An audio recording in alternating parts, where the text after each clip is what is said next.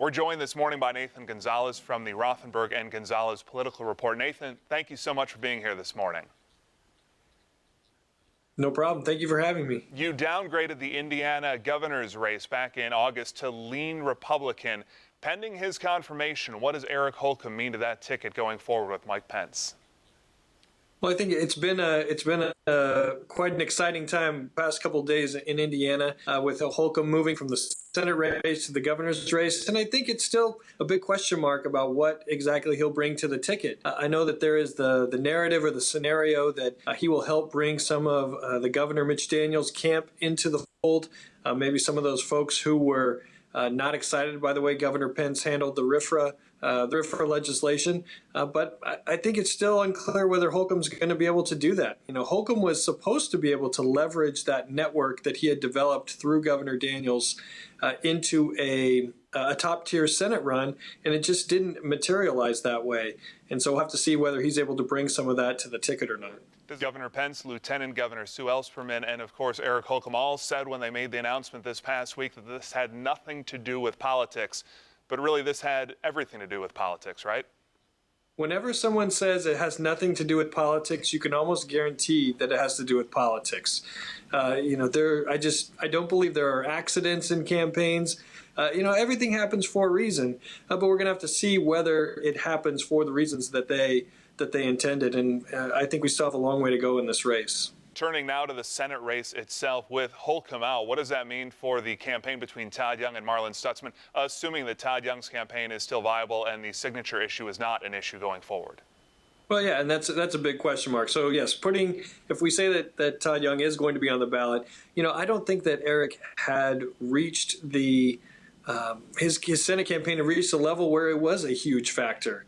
I know it's almost difficult to say because of the connections that he has within the Republican Party and the expectations he had coming into the race, but I'm not sure that he was going to be a big factor. Now, as long as it's Young and Stutzman head-to-head, I think Young continues to have the advantage.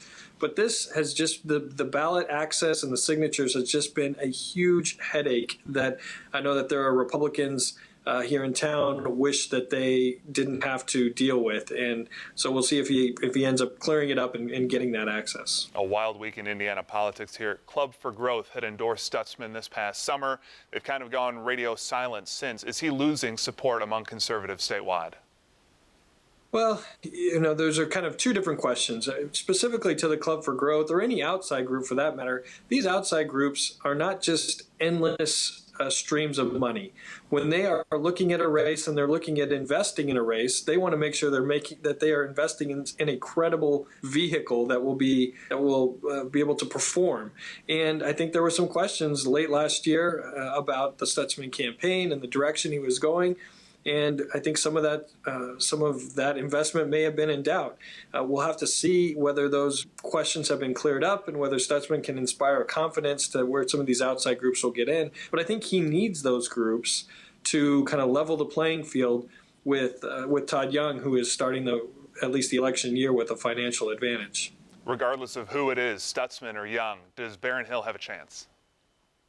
I think Barron Hill probably needs more than one break to go his way.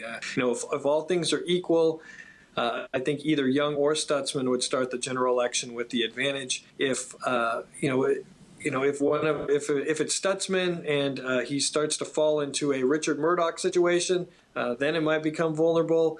Depending on the top of the ticket, I mean, that's one thing that we haven't talked about is what happens, who the presidential nominees are, and what's the dynamic at the top of the ticket is going to have an impact on this race one way or the other.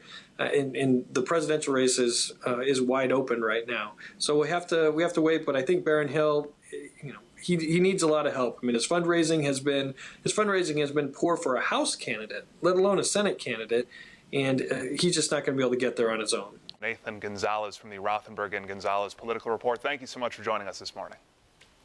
No problem. Thank you.